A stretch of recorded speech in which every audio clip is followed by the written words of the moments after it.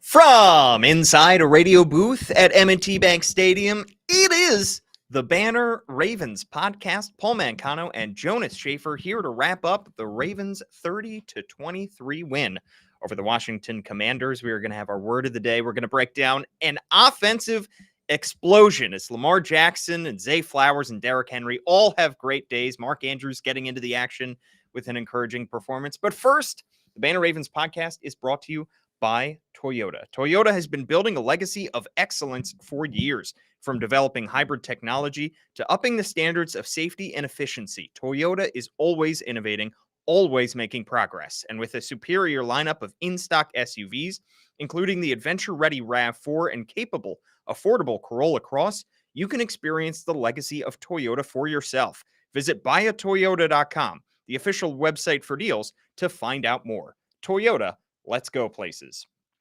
All right, Jonas, dominating performance today by the Ravens offense. Defense, a little bit leakier than we would have liked to see. But we have a word of the day first, and it is perhaps the worst word of the day we've had all season. And we've had some humdingers. We've had some humdingers. Why couldn't that, every time I ask you what should be our word of the day and you can't think of any word, and then on the podcast, you because it does not apply, Paul. You drop a word like humdinger.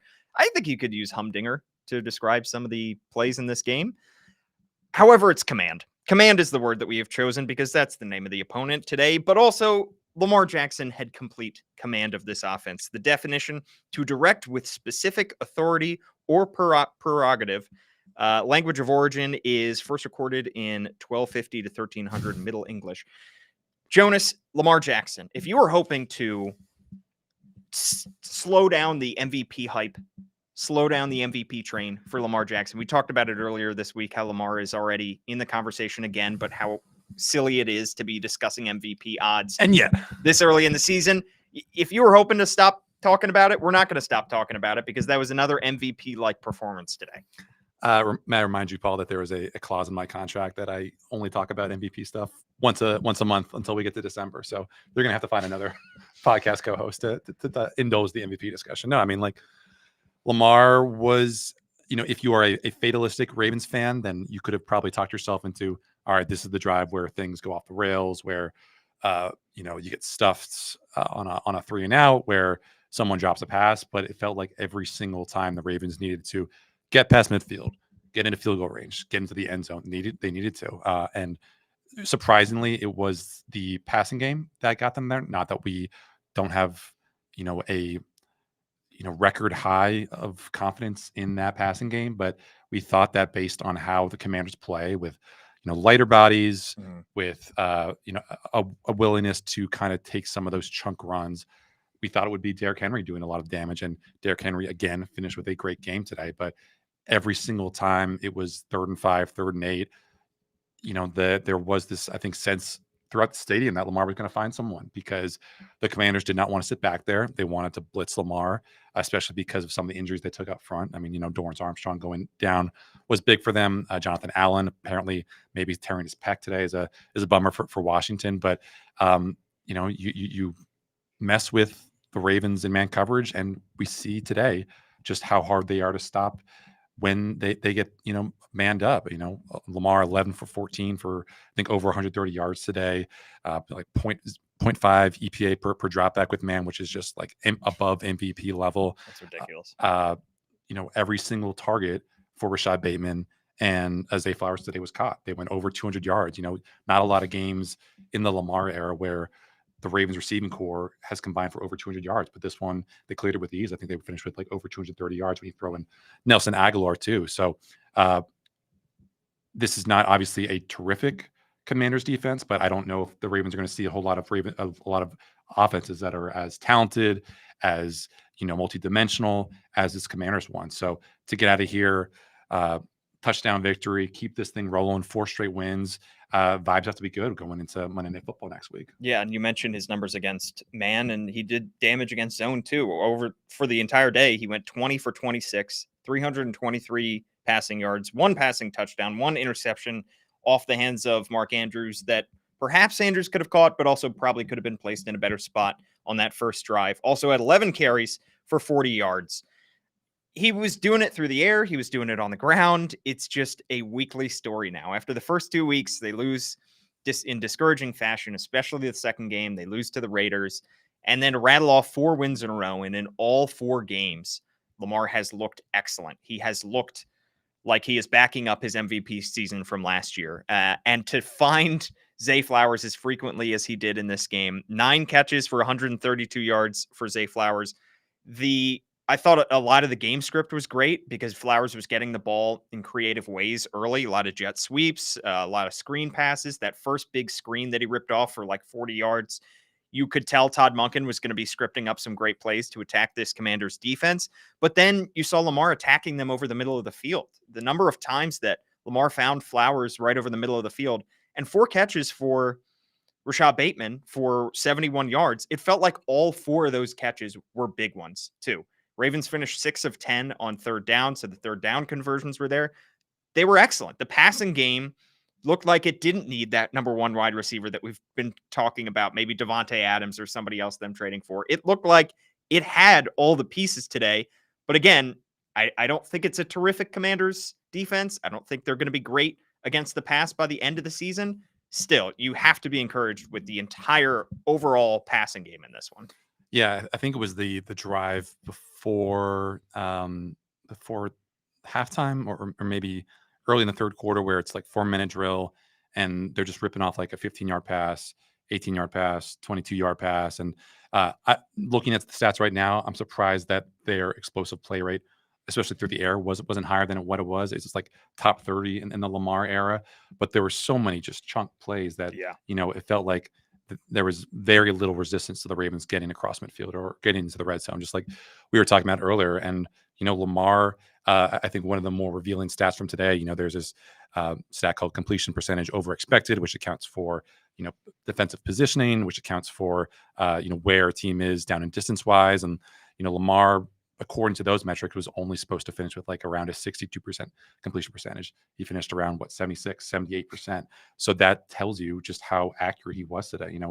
Zay Flowers said that pretty much every single pass that he got today was in stride. And you think, even on some of the days where Lamar's really, really shined this season, there was the completion to Rashad Bateman, 2 weeks ago here in Buffalo, where he hits him coming across the middle. Was it Buffalo or was it last week? But, he hits him for the third down completion to move the sticks.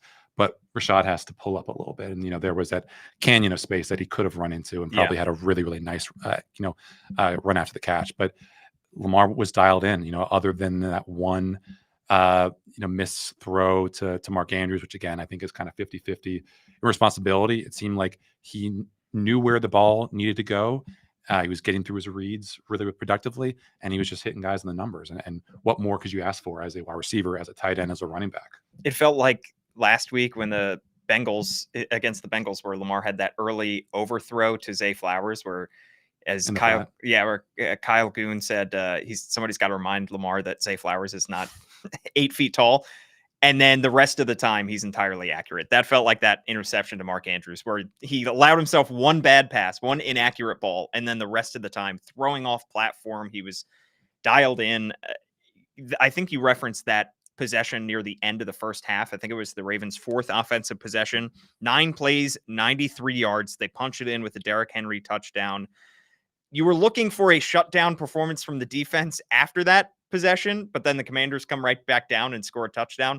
But that offensive drive, just speaking about that drive from the offense, was terrific. And I think we also got to give credit to the Ravens' red zone offense so far this season. You tweeted out at Jonas_Shaffer at one point during the first half, I believe, that the Ravens' last 17 red zone drives have resulted in 16 touchdowns and a game-winning field goal against the Bengals. Which they kicked from the 5-yard line after the long Derrick Henry run. Right. I guess it's a little bit, they finished this game 2 for 3.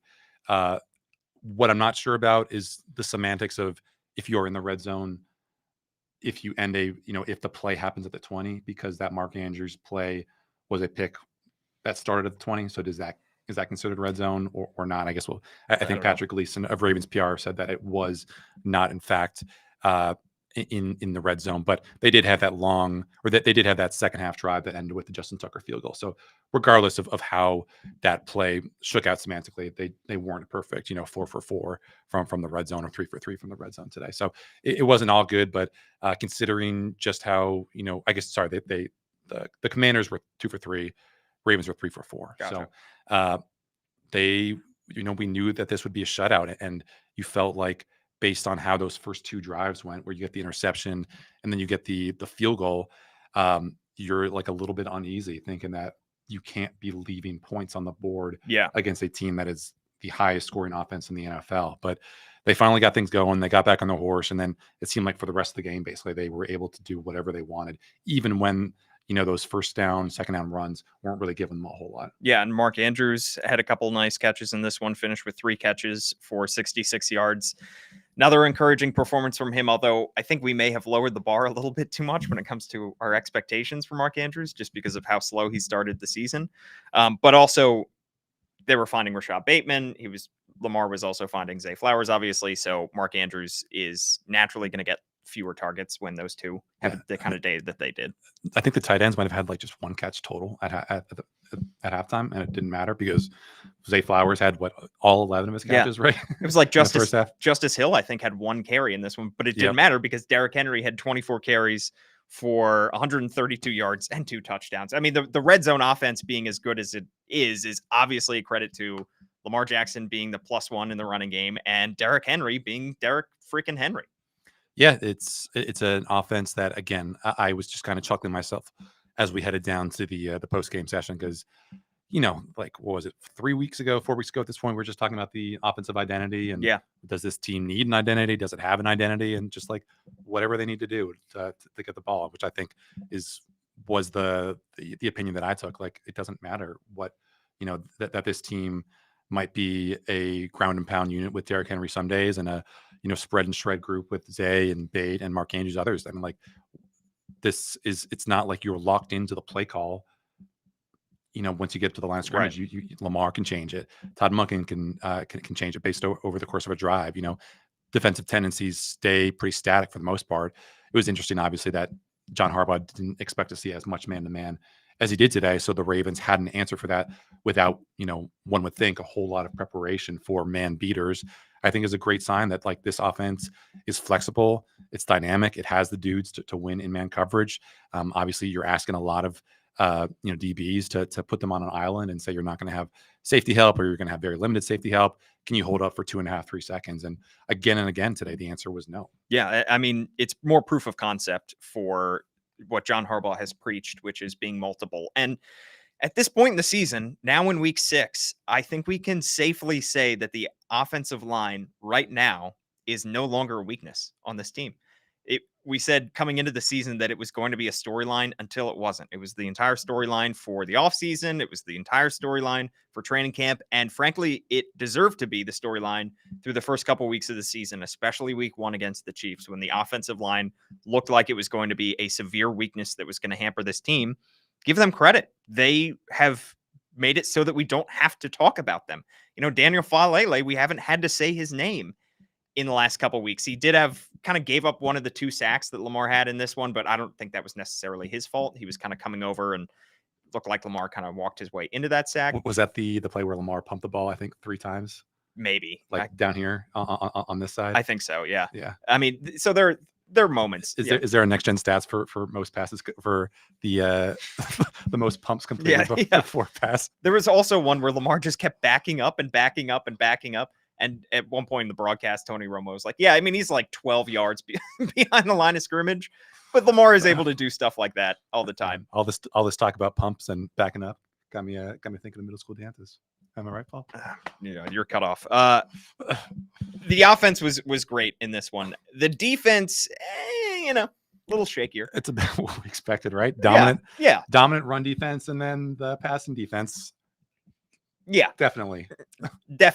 It was definitely an issue today. Yeah, I will say, like, just on an individual level, not that I feel bad for Brandon Stevens, but it seems like of all the 50-50 balls that he's faced this year, from Devontae Adams to Terry McLaurin to the Keon Coleman catches, like, at some point his luck has got to turn, right? Like I feel like every single time it's a 50-50 ball. You even have the 50-50 ball, on the 6-yard touchdown from Jaden Daniels to Terry McLaurin on the that fourth down. right, on which was the Commanders' 9th attempt on fourth down, and they are now 9 for 9. It's so amazing. the fact that the Ravens were able to get out of this with, again, the Commanders not having any kind of failure on that end, just huge credit to them. But like at some point, Brandon Stevens is going to see his luck turn. I know he had the pass breakup in like the first or second quarter on the deep shot, but you just think of how many times we've all kind of been like, oh my God, what an amazing catch by that guy that Brandon Stevens is matching. Right. And maybe it's just a little bit of regression to the mean with him having as much success as he did last year. But, so many guys have made just incredible plays against Brandon Stevens. And I feel like at some point that luck is bound to turn. That's life when you're facing a great, wide receiver. I think Terry McLaurin, we've said, is a number one wide receiver. Maybe he's not one of the 5 best in the NFL, but he's probably one of the 15, 20 best wide receivers in the NFL.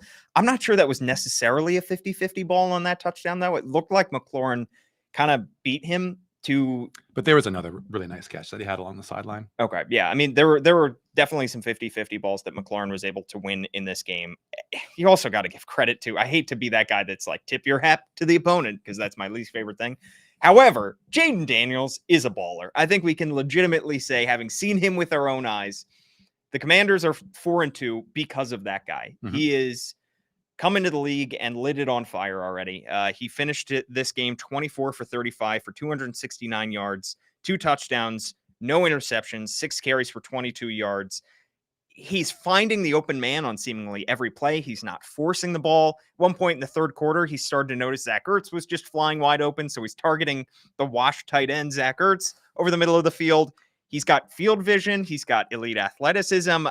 To me, Jaden Daniels has all the tools to be a legit elite quarterback in this league. Yeah, selfishly, can we just petition the NFL for the Commanders to replace the Browns on the Ravens schedule for the next 3 years, so we don't have to we don't have to deal with Deshaun Watson for any longer? I would much rather see Jaden Daniels on this field, and then in DC, I guess, if we're doing a home and home with the Commanders. But yeah, I mean, like him spreading the ball around. I think the knock on him coming into the season, based on his pre-draft scouting profile, was like, yeah, he could throw the outside the number stuff. Yeah, he could throw the go balls, but does he have the vision to read the stuff over the middle? And to your point, Zach Ertz was open. Noah Brown got open over the middle. Terry McLaurin obviously had the catch on the play where, again, going back to Brandon Stevens' bad luck, he's picked by a Commanders receiver, and then he's picked by Kyle Hamilton, and then McLaurin, kind of dunks on Kyle on Marcus Williams for that first touchdown completion, I think it was. So again, the issues of the Ravens middle of the field pass defense rear their head again. I think you can probably attribute a good deal of that to just like a kind of ineffective pass rush. If you are getting in the quarterback's face, then that field of vision kind of is obscured a little bit. But other than like that early surge from Matabike and Travis Jones, wasn't a whole lot going up the middle. The Ravens were allergic to blitzing, it seemed like, except for very, very rare cases. And Jaden Daniels, like for pretty much all of those 2 middle quarters, second and third, seemed like he had all day to pass, and he usually knew what to do with it. It was pretty apparent on that second quarter touchdown that Jaden Daniels could have just sat back there and eaten a sandwich. And when he finds his receiver in the end zone for a touchdown, I mean, he is incredibly accurate too. He was making the Ravens pay for every single mistake that they were making in coverage. The run defense continues to be stout. I mean, 52 rushing yards. It's not like the Commanders necessarily tested them, and it's not like they necessarily had the players to test them. I mean, we've said Austin Eckler is pretty close to washed at this point. It's not like they have a phenomenal run game, but Jaden Daniels can run a little bit, and they held them to 52 yards, 2.9 yards per carry. What do you make of the difference, the stark difference on this team between the rushing defense and their passing defense? And they did this today without Broderick Washington not playing because of the knee injury, and they were still able to hold up. Obviously, not like the Commanders were really testing their stamina or their endurance in that fourth quarter, but just an incredible start. Just digging up some stats for Jonas, who's writing about their run defense. On the BaltimoreBanner.com, where you can subscribe $1 for 6 months. Obviously this is pending some of the other afternoon games, but through the Ravens' 6 games, they are first in the NFL in yards per carry allowed, 3 yards per carry. They are first in run defense success rate. They are first in explosive run rate, so the lowest share of carries that have gone for 12 plus yards. They are third in yards before contact allowed per carry, and they're fourth in just the total amount of run stuff. So they are doing all this without often, dedicating that extra safety into the box. I mean, you saw so many times today on early downs, the Commanders were playing single high because they wanted to gum up the works for the Ravens run game. The Ravens, for the most part, are comfortable to live kind of dangerously with Kyle Hamilton in the slot, but not really having a whole lot of heavy bodies to threaten, or to stave off those opposing running games. So it seems like it's probably the most consistent unit on this team right now, and that's saying something considering where the rushing attack is, where the passing game is. But I just don't know, what units around the NFL are better than this Ravens run defense. I mean, before this game, I went back and looked the past decade of teams through 5 games and how many rushing yards they'd allowed. I think they were third of all the teams over the past decade in terms of yards allowed over their first 5 games. And with a day like this, they might be second or first after today. And the only teams better were, I think, the Vita Vea Tampa Bay Buccaneers. It's just really, really impressive how they're able to put the clamps on a rushing attack. Was second in the NFL in yards per game, and has someone as dynamic as Jaden Daniels. Speaking of the Bucs are the next opponent, and this kind of is the last of the elite quarterbacks in this ridiculous stretch. I mean, I don't know if Jaden Daniels is quote unquote elite yet, but he has been phenomenal. He's been playing elite football that the Ravens were going to face in the first 6 weeks. We've talked about it a million times. Started with Kansas City. You had Dak Prescott in there. You had Josh Allen in there. Joe Burrow for the first time. Now Jaden Daniels. Baker Mayfield is definitely a step back of those guys. He's still good enough to be a regular starting quarterback in the NFL and deserve that contract from the Bucs. But this could be perhaps maybe the worst that the Ravens pass defense has looked for the rest of the year. Do you expect them to kind of turn a corner? Because look, they add Dean Pease to the senior advisory staff. They've had more time to gel together. They could be hopefully getting Arthur Mollett back, but also they should be facing fewer elite quarterbacks from here on out. There's not an easy answer because, like we said, that they need a better pass rush. They need to find a way to get more creative with their blitzes. I think you are starting to see maybe what they miss most from Patrick Queen is not the run defense. It's not the coverage. It's that ability to be, the kind of blunt force instrument that he was last year that freed up so many of those Justin Madubuike pass rushes. It was him being able to run over running backs. It was him, timing things up. And there's just not a lot of creativity right now. I mean, the Ravens are letting their 4 pass rushers go time and time again, expecting them to win, and they're just not. And I don't want to say that you should take Travis Jones off the field and maybe make Odafe Oweh a guy you can kind of kick inside and just use his athleticism to overwhelm guards and centers. But there are, I think, things that the Ravens can do to spice things up a bit, and I think they need to, because today they kind of held their secondary out to dry. And I think Ravens got good individual performances in spurts from today, but you see Marlon Humphrey being shut down for the first quarter and a half, 2 quarters, and then he's allowing stuff over the middle. You see Brandon Stevens, really doing a good job shutting down Terry McLaurin on that left side of the Commanders offense. And then, McLaurin gets open. Zach Ertz, nothing to do early. And then he gets behind Roquan Smith or gets in front of Marcus Williams or whatever. And I don't think the Ravens had the quote unquote 5 to 6 plays where things just totally bust. I think for the most part, they knew where they were, but they still just got beaten. So obviously, Nate Wiggins is going to get better as the season goes on. You said they're going to get back Arthur Mollett. Maybe that frees up, Kyle Hamilton to go more into a deep safety role, but is he more effective there than he is kind of in the box? TBD. So, obviously maybe TJ Tampa steps up his development and is able to get onto the field. It was good to see Yannick Ngakoue do some stuff today, but considering what Tampa Bay did today, with like the 4 touchdowns from Baker Mayfield, and they had 51 points despite 3 interceptions from him, it could be another shootout next Monday night in Tampa Bay. Were you expecting more coming into the season from Odafe Oweh, a guy whose 5th-year option was just picked up, somebody who has been talked about as a breakout candidate on the pass rush for the Ravens. He has 3.5 sacks so far this season. He had 2.5 in their game against the Raiders and then 1 against the Buffalo Bills.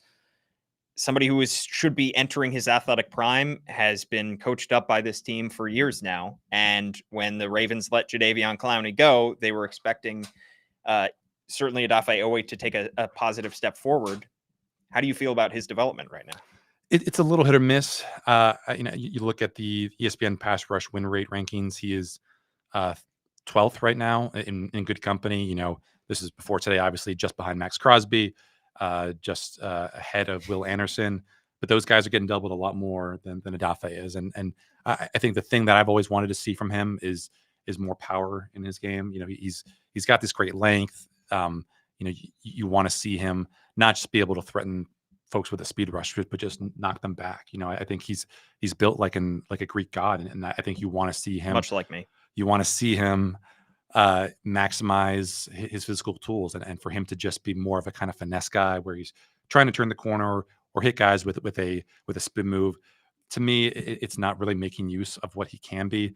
Now, is he as built as thickly as a Jadeveon Clowney or a TJ Watt? No. And maybe that is what some of his limitations are. But like in games like this where it is a 4-man pass rush against a 5-man protection, and the Commanders are they're far ahead of schedule with that with their offensive line rebuild. But they're starting a 3rd-round rookie at left tackle, and if Odafe wasn't going against them, it was Kyle Van Noy, and there weren't a whole lot of plays where you really felt like the pass rush was getting into the backfield and really throwing off that rhythm that they were able to really effectively do last year. You mentioned Kyle Van Noy. Of that list, the edge pass rush win rate, according to ESPN, who's number 4 on that list, Jonas? KVN. Kyle Van Noy. The fact that this 33-year-old is doing as much as he is, and the problem, though, is that when they don't get anything from Kyle Van Noy, like they didn't get any sacks today, they don't do a whole lot.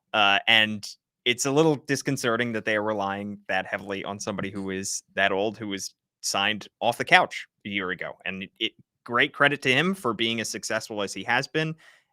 However, they need more from the rest of that group, I think you could say. Yeah, and I think it could be another frustrating game next week against Baker because he's just going to rip it.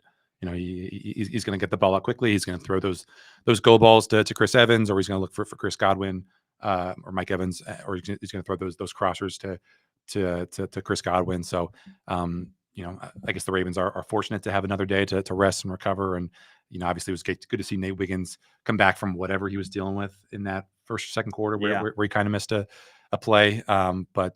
They have a good thing going with their run defense. Now they just need to figure out the rest of it. Exactly. The fact that, going back to the offense real quickly as we do a kind of a overview of this game, that Zay Flowers started the season as slowly as he did and now has ripped off back-to-back 100-yard games and is looking like a wide receiver 1. I mean, do you think that this team, as we inch closer and closer to the trade deadline, needs any help at wide receiver? Or do you think at this point they look pretty much set in the group that they have? I guess, you're always going to be looking. I don't know what teams right now would be selling. The Raiders are selling Devontae Adams. Even like getting the Jacoby Myers from them might be appealing just because it's less cost. It's not like they're spending a lot of time in 11 personnel or 3 wide receiver sets. So I do think that is an interesting wrinkle of, what if this team had Odell Beckham Jr. and producing at last year's rate, and you're able to spread things out a little bit. You're able to kind of run the ball against 6-man boxes as opposed to 7 or 8-man boxes because you're able to spread these teams out and maybe make things easier for Derrick Henry, who's almost never played in the kind of, true spread 11 personnel type offense. I think that would just be a nice thought experiment for what things could be. But again, Lamar's ripping the ball. These guys are getting open. The fact that the tight ends were basically MIA for the first half of this game, and they still were able to pump up nearly 500 yards of total offense. I feel really good about this offense in general. I mean, they were number 1 in DVOA offensively, first in run, first in pass. I don't think today is going to change that at all. How many yards per play did they finish with? 7.4, which I think is right on their season long average, which is I think first in the NFL. That's ridiculous. Yeah. So they've got to feel pretty good on a day when, again, like I said, the run game wasn't really giving them a whole lot.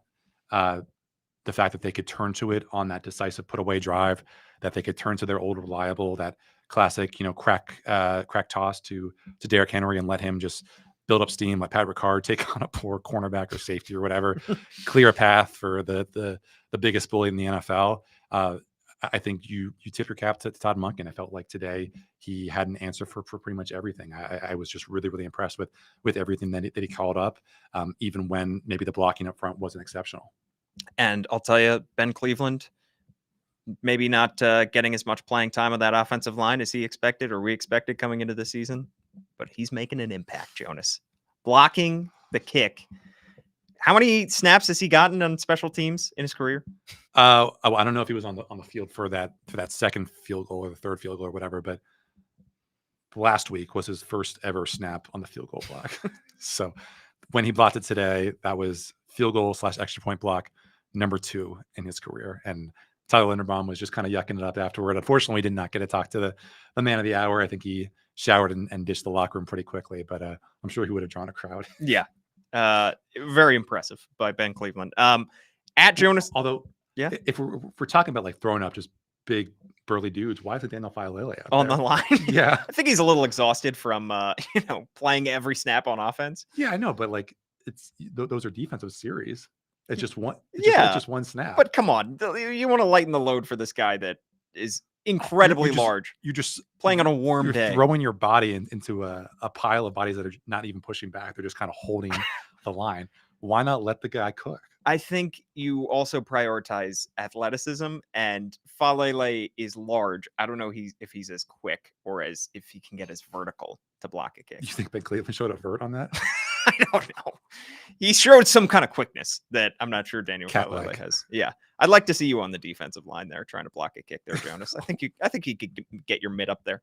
Maybe if I get on your shoulders. There we go. That'll end well. At Jonas_Shaffer is his Twitter handle. I'm at Paul Mancano and at All Banner Sports. Please like, rate, review, subscribe. Write us a nice review. I'll read it out here if you write us a 5-star review on Apple Podcasts. You can listen to us anywhere on Spotify, SoundCloud, all those good places, and watch us live. We will be live again this Thursday to preview the Ravens game against the Tampa Bay Buccaneers. Game of the week for the 5th week in a row. Yeah, another good one. We got another good one. I mean, who would have thought that Commanders Ravens would be as hyped as it was today? But it delivered. I mean, it was a good game, and also I don't think it was nearly as harrowing from a Ravens perspective as last week against the Bengals. The Ravens were in command, to use our word of the day. Okay, let me take that back. It won't be the game of the week because we got Texans, Packers, we got Lions, Vikings. Assuming that the Lions beat the Cowboys today, even Chiefs, 49ers, which was a lot more fun a couple weeks ago. So it's not going to be leading the A block. Should be a good one though. It's not going to be leading the A block on Monday night, on Sunday Night Countdown or Sunday, whatever the ESPN show is, but still should be a doozy. Yeah, 2-4-2 teams matching up. Lamar goes off again. Thanks so much for tuning in, and of course, subscribe to the BaltimoreBanner.com for $1 for 6 months, where you can read all of Jonas's good work and Gian Hahn's good work and Kyle Goon's great work and more. For Jonas